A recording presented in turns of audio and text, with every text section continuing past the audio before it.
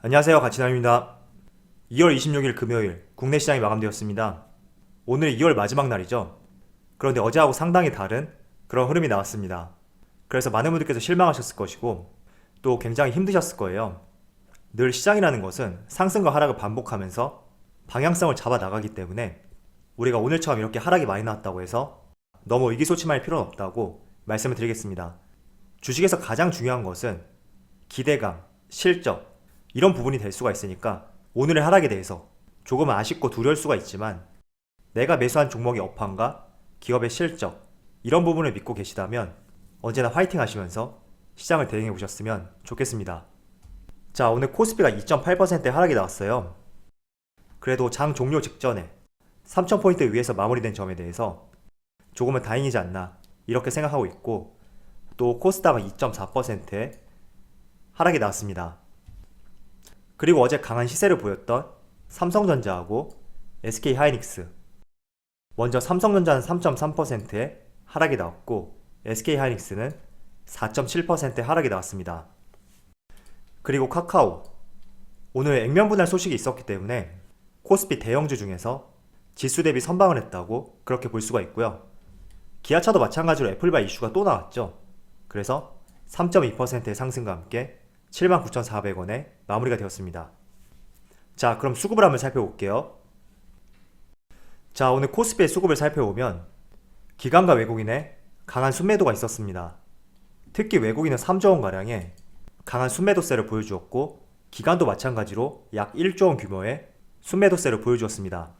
기관의 주체를 살펴보면 어제도 금융투자가 중심이었다면 오늘도 금융투자가 중점적으로 강한 매도세를 보여주었고, 그 뒤를 이어서 연기금이 강한 매도 물량을 보여주었습니다. 그래도 연기금 같은 경우에는 과거와 비교했을 때 조금은 순매도세가 줄어들지 않았나 이렇게 생각이 되네요. 자, 코스닥을 살펴봐도 기관과 외국인의 강한 순매도가 있었고, 그리고 금융투자와 투신, 사모펀드를 중심으로 강한 매도 물량이 나왔습니다. 이어서 삼성전자는 이 거래일 동안 외국인과 기관에 매수세가 들어왔었는데 오늘은 또 기관과 외국인의 많은 매도 물량이 나왔습니다. SK하이닉스를 살펴봐도 삼성전자하고 비슷한 흐름이죠. 금융투자를 중심으로 기관과 외국인의 많은 매도세가 있었습니다. 이어서 카카오, 오늘 지수 대비 굉장히 양호한 흐름이 나왔는데 그런데 수급을 봤을 때는 외국인과 기관에 강한 매도세가 나왔죠. 특히 외국인 약 2,200억가량의 큰 매도 물량이 나왔습니다. 이어서 기아차도 오늘 애플바이 이슈 때문에 좋은 흐름이 나왔지만 수급을 봤을 때는 외국인의 많은 매도세가 있었죠. 반면에 기관의 순매수세를 보여주었고, 코스피 대형주 중에서 오늘 흐름이 가장 좋지 않았을까 이렇게 생각하고 있습니다. 자, 그럼 주체별 매매 동향에 대해서 살펴보도록 하겠습니다. 2월 26일 외국인이 가장 많이 매수한 종목은 일진머티리얼즈, LG, SKC, LG 디스플레이, 포스코, 이런 종목들을 매수했고, 또 특징으로 인버스에 상당히 많이 베팅했죠.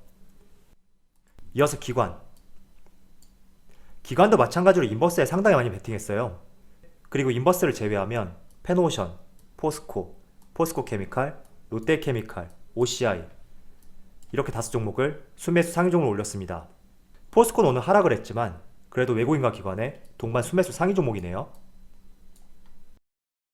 자, 마지막으로 개인을 살펴보면 삼성전자, SK하이닉스, 카카오, LG화학, 현대차, 이렇게 5종목을 순매수 상위 종목으로 올렸습니다. 자, 어제 주식시장이 상당히 흐름이 좋았었는데 오늘은 다시 그 상승폭을 그대로 반납을 하였습니다. 정말 그 어느 때보다도 변동성이 심해진 하루라고 생각이 되고, 지금 이 구간이야말로 정말 힘들어 하시는 분들이 많으실 거예요. 그래서 전반적인 내용에 대해서 한번 말씀을 드려볼게요. 자, 어제 미국 연준 파월 의장이 목표 물가 도달까지 3년 이상의 시간이 걸릴 것이다, 다소 시장에서 안도할 수 있는 이런 발언을 했었고, 이런 점은 인플레이션에 대한 우려감, 나아가서 금리 인상에 대해서 3년이라는 시간을 명시했기 때문에 당분간은 이뤄지지 않겠구나, 이런 점이 시장에 굉장히 호재로 작용이 되었습니다. 그런데 어쨌든 3년이란 기간을 명시했다고 하더라도 금리 인상에 대해서는 어느 시점에 이뤄질 거란 말이죠. 아울러서 긴축, 테이퍼링, 이런 정책들도 분명히 펼쳐질 텐데 여기에 대한 우려감은 우리가 당분간은 하지 않아도 되지 않을까, 저는 이렇게 생각하고 있거든요. 물론 연준에서 이런 입장이 있었기 때문에 조금 더 긍정적으로 생각하는 면이 있지만 지금 미국의 실업률을 한번 살펴보시면 5년간의 차트예요. 코로나 직전에는 3.5%밖에 하지 않았던 미국의 실업률, 한때는 15%까지 강하게 올랐었고 지금 많이 내려왔다고 하더라도 6%를 웃돌고 있습니다. 즉 코로나 이전보다 실업률이 2배나 늘어난 수치다. 이렇게 설명을 드릴 수가 있는데 이런 점을 보더라도 단지 물가와 원자재 가치가 상승하고 다양한 자산들의 가치가 상승한다고 하더라도 여기에서 테이퍼링, 긴축을 한다는 것은 안정세를 찾고 있는 미국의 실업률이 다시 상승할 수 있는 하나의 촉매제가 될 수가 있거든요. 그래서 우리가 인플레이션에 대한 우려감이 있다고 하더라도 전적으로 미국 입장에서 봤을 때 연준 의장도 언급했던 만큼 금리 인상에 대한 우려감, 긴축, 테이퍼링 여기에 대해서 우리가 너무 크게 우려할 부분은 아니라고 생각하고 있습니다. 자, 그렇다면 우리가 신경 써서 봐야 될 부분은 누차 말씀을 드리지만 미국의 10년물 국채금리 어제 미국 나스닥 지수가 3.5%의 강한 하락을 보일 때 미국의 10년물 국채금리가 1.5%를 넘어섰거든요. 자, 1.5%라는 수치는 제가 지난번에도 말씀을 드렸죠. S&P 500의 평균 배당 수익률과 동일한 수준입니다. 그렇게 된다면 위험 자산인 주식시장이 아니라 안전 자산이 될 수 있고 또 수익률도 높은 채권적으로 자금이 흘러갈 수가 있습니다. 그래서 이런 부분들이 주식시장을 강하게 요동치고 있는 하나의 촉매제가 되고 있는데 분명히 말씀드리지만 경기가 좋아짐에 따라서 10년물 국채금리는 상승할 수밖에 없습니다. 그런데 지금은 속도적인 측면에서 너무 빠르다는 거죠. 자고 일어나면 0.1%가 올라 있고 이런 모습들을 보여주기 때문에 시장은 이런 부분에 있어서 요동을 치고 있는 것이다. 이렇게 정리를 할 수가 있습니다. 자, 그렇지만 국채금리는 지금 많이 상승했다고 하더라도 연간 기준으로 봤을 때 그렇게 상승한 수준은 아니거든요. 그래서 국채금리가 상승한다고 해서 주가는 무조건 떨어질 것이다. 이렇게 정리하는 것은 맞지 않고 단지 지금은 급한 상승에 따른 전 세계 시장에 혼란이 가중되고 있다.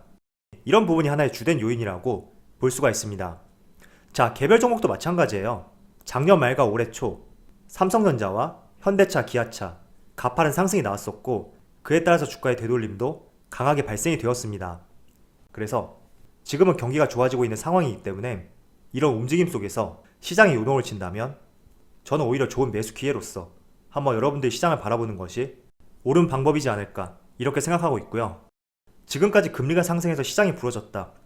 이런 경우를 찾아보기는 힘드니까 절대 시장이 끝났다. 이런 측면보다는 지금은 주식시장에 있던 자금들이 빠른 시장 변화 속에서 요동을 치고 있는 구간이다. 이렇게 이해해 주시고 대응을 해보셨으면 좋겠습니다.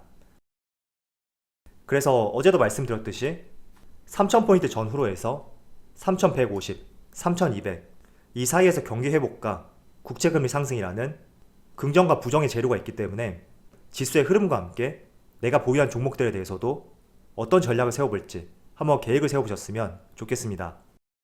물론 3000포인트라고 해서 정확히 3000포인트를 지킬 것이다 이렇게 볼 수는 없습니다. 항상 시장은 수학이 아니기 때문에 조금은 유연한 위치에서 대응해볼 수 있는 이런 전략도 같이 생각해 보셨으면 좋겠습니다. 그리고 아마도 여러분들 지금 국채금리가 상승함에 따라서 물려있는 종목들이 있을 겁니다. 사실 가장 좋은 방법은 이런 변동성 장세에서 내가 불안하지 않을 만큼 현금을 확보하는 것인데 이 시기를 놓치신 분들이 많을 거예요. 저는 그렇다고 해서 지금 구간에서 손절하는 시점은 아니라고 생각하고 있습니다. 그래서 여러분들이 하락할 때마다 추가적으로 매수하는 전략보다는 이 채권금리의 상승에 따라서 지수가 어떻게 변화하는지 이런 점을 체크해보면서 조금 안정화되는 그런 구간, 그 구간을 포착하기 위해서 한번 노력을 해보시고 그런 구간의 추가 매수의 관점으로 평단을 낮추는 계획 이런 것들을 세워보는 것이 오히려 좋은 시점이라고 말씀드리겠습니다. 자, 어떤 것이든지 마찬가지예요. 가파른 상승이 나오게 되면 횡보 구간 혹은 되돌림 이런 것들이 발생할 수밖에 없습니다.